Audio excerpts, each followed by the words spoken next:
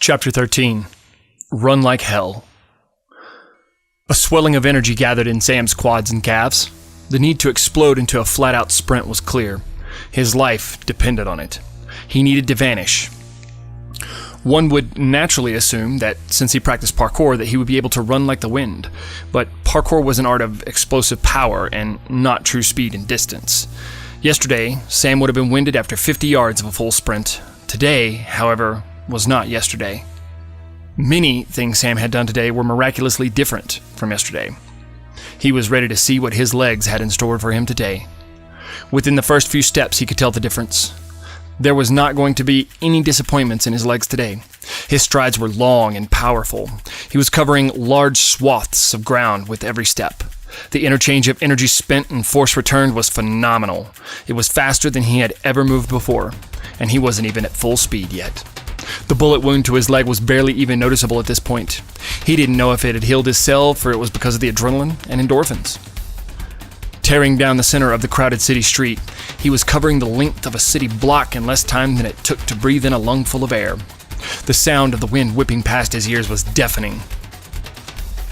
There was a point when the power of this kind of sprint leaves the body, and the muscles and lungs can no longer keep up. That point showed absolutely no signs of being anywhere close. He was running a flat-out full sprint, and his body was repairing fatigued muscles on the fly. Sam had a bit of giddiness building in the back of his mind.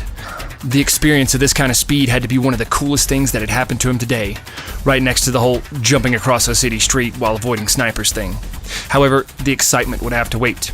The rhythmic thump of helicopter blades at low levels was not far behind him. As long as they could see him, they could track him. If he were going to escape, he would need cover away from the helicopters.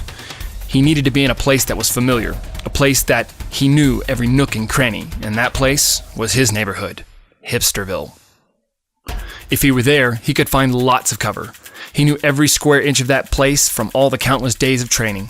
There was not a single nook and cranny that he couldn't find. If he were there, no one could find him. He would have a chance to think, a chance to breathe, a chance to figure things out. The problem with Hipsterville is it was back the other way, across the bridge, and that was the only bridge to cut across the river for miles. That meant going back to the mess that he was just running away from. He put on the brakes and stopped running. The rush of air that he had created in his mad dash through the city streets caught up with him and blew past him. There was no sense in running any further in the opposite direction. Home was the right decision, and he knew it. But going home would only offer a reprieve. There was no real escape from these soldiers, and he knew it. He couldn't help but think that these guys knew who he was. He came down into the tower that Michael dropped him on, and they were there, waiting.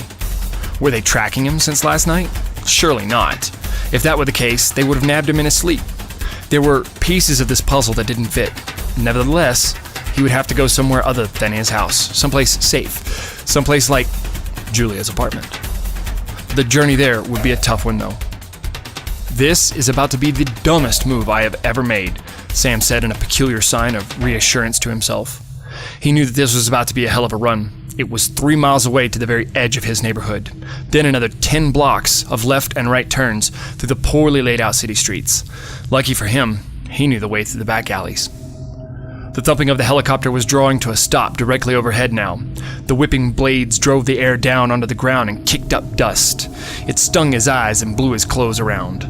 Pulling his forearm in front of his face as a feeble attempt to guard himself against the blowing dirt and dust, he looked up at the mechanical monstrosity. The side door started to slide open. Sam knew what was next. He needed to start running, or he would be shot. Any second, a man was going to pop out of that door and put any number of bullets in him. There were hundreds of action films stashed away in his memory banks to remind him that this was not safe. Well, shit. Here we go, Sam said as he took off like a bat out of hell. Pushing himself to a full sprint as fast as possible, he knew it would only take a few seconds before running into dozens of heavily armed men that were trying to kill him just moments earlier.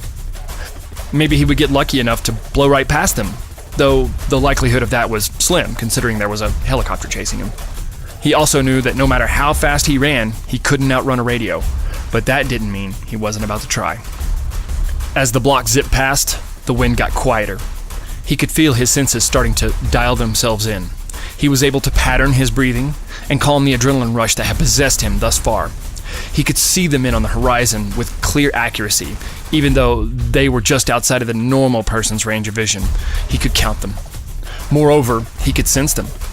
He could smell them. He didn't smell them with his nose, per se. He didn't smell their body odor. It was as if he could smell their intent. Some had the intent to kill, driven by fear. Others had the intent to stay alive, driven by fear. One amongst them, though, felt different.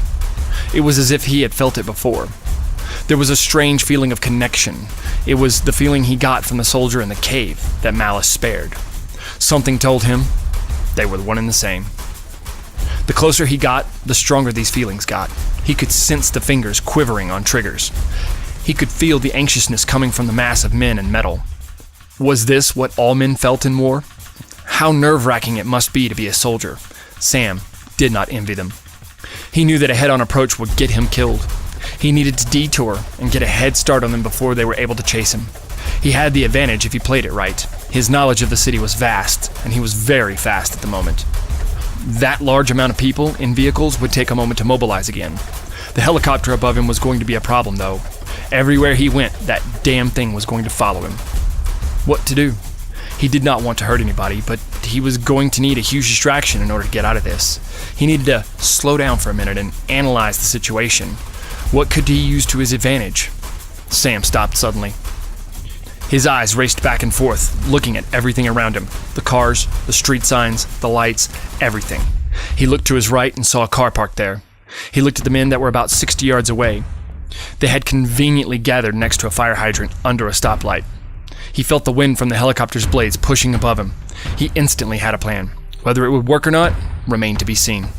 Taking in a deep breath and then darting to the car on his right, he smashed his hand to the glass of the rear driver's side door, crushing the metal and cheap plastic with his grip.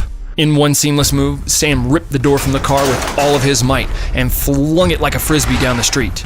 The door smashed into the fire hydrant with remarkable force, causing it to rupture and sending a massive stream of water spewing into the crowd of soldiers. It was just enough of a disruption to give him a way through. Ripping the front door off, he flung it down range as well and struck the light post at the base, causing it to crumble and fall into the men. Without missing a single step, Sam whipped around to the front of the car, stripped the car of its hood, revealing the engine. With a quick spin, he threw the lightweight piece of formed sheet metal upwards towards the helicopter. It reached incredible speeds as it traveled in a direct line towards its target. The pilot was able to avoid taking a direct hit, but the hood smashed into the propellers with a sound that caused Sam to cringe. The helicopter began to spin out of control instantly. Sam's eyes popped wide open. It was almost certainly an oh shit moment. The helicopter smashed into the building next to it and promptly fell to the ground, sending shards of glass, metal, and asphalt flying in all directions. For a man that did not want to hurt anyone, he had just failed miserably. Now he was committed to his plan. Though injury and death were not part of it, Sam had caused both. But at that moment, he could not let either of those things distract him. Mourn later, run now. Stepping backward with a few skips, he picked up pace again and began to sprint full speed in between the buildings, using alleyways and zigzagging in between city blocks. A few tears streamed from his face as the responsibility of hurting those people got him. The thought of all those people he had wounded or killed weighed in his stomach like a lead brick. The feeling of helplessness and not being in control was reminiscent of the days when he was a dog under the thumb of his parents. He didn't have control then, and he sure as hell didn't have control now. He hated not knowing what to do. After blasting through a couple of miles of city streets, Sam was only a few blocks from his neighborhood. The only thing left was to make it across the bridge. Just a short distance and he could vanish into some little hole in the wall. Salvation was so close, and yet there was still no way out of this mess. The confidence that this massive increase in ability and power brought was also coupled with a tremendous amount of remorse and sorrow. With one negative thought, he launched his self-doubt into a full-scale assault on his psyche. Today was turning out to be the worst kind of a nightmare, one in which he was so lucid and yet so helpless to the environment. I want to wake up, he mumbled in a voice broken by the sorrow of the day. But how could he wake up from a dream that was a reality? Today was quickly becoming more than he could handle again. His mood was vastly out of control along with his power. Sam was turning into a superior being, or so he was told. But he could not control his emotions. They swayed like leaves in the wind, first filling him with power and confidence, and then self-loathing and regret. He hated this. Just like clockwork, when doubt entered his mind, so did the voice in his head. "Look at you running like a little bitch," Malice said. "You don't deserve this power." "Shut up!" Sam screamed as he came to a dead stop. The wind created in his race across the city flew past him once again, rustling his hairs and clothes. "I'm not going anywhere, Sam.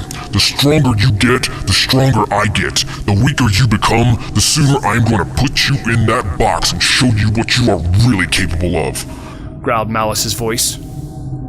Sam clutched the side of his head and screamed so loud it rattled the windows in the surrounding buildings and vibrated doors on their hinges. Falling to his knees, he punched the asphalt, cracking it like a flimsy dinner plate. "You're weak, boy. So pathetic." Sam could hear Malice as if he were standing right next to him, shouting in his ear. He tried to tune the monster out, but there was no salvation for this troubled young man. What could he do? He had nowhere to go, no one that knew what was going on with him. He had no one to help him. "I am all alone," he thought to himself. This sobering thought bled from his heart with passion and intent. It echoed in his mind so loudly that it drowned Malice out, if only for a moment. Sam, however, was not alone. His statement of despair was powerful enough to act as a beckoning call. He felt a massive rush of air blasting at him from the front. Without looking, he assumed another helicopter was hovering above him. Sam slowly lifted up his head to see a light that surely must have been from heaven. And there was Michael in all of his glory, hovering above him, with wings of energy, not feathers, beating massive, powerful strokes. Michael was bathed in a warm, penetrating light, the likes of which Sam had never seen. Even Michael's skin was drenched in this magnificent display of illuminance. He spoke with a voice like thunder. "You are never alone, Sam Rittenhouse. I will be with you until the day you die for the very last time. But this thing that you carry with you, it must be silent." Michael placed his palm on Sam's forehead and began to murmur in words that Sam could not understand. Malice started to shriek and scream in resistance and agony. Michael's face grew stern as a scowl stretched itself across his now pitch-black eyes. In a tone that matched that of Malice's, he said, "I command you to go back into the darkness. Malice, I refuse to hear thy voice. Twister of words, be silent, or I will smite thee." Sam's face grimaced with pain. Whatever was going on inside of him was not pleasant, and it seemed to resist with all of its might. Sam simply could not believe that Michael was truly talking to Malice. He was nothing more than the boogeyman in Sam's dreams. Could this be the voice that was tormenting him? A deep growl came from inside of Sam that did not resonate from his vocal cords. It erupted from a place inside where his gut was supposed to be, but he could only feel a hole in that place. Then, the growl was gone. "I can see your wings, Michael." The words barely tumbled from his lips. The exhaustion of the day was catching up with him. "There are a lot of things you can see now, Sam. I will tell you all of them, but we have to leave here now. These poorly dressed men and their silly little guns are coming, and I can't have you dying again just yet." Michael scooped Sam up, offering support to the young man who had gone through so much today. Sam looked at Michael and said, "This sucks." "You don't know the half of it. Let's get a drink before it gets worse, shall we?" Michael thrust his wings with a single beat. They were gone.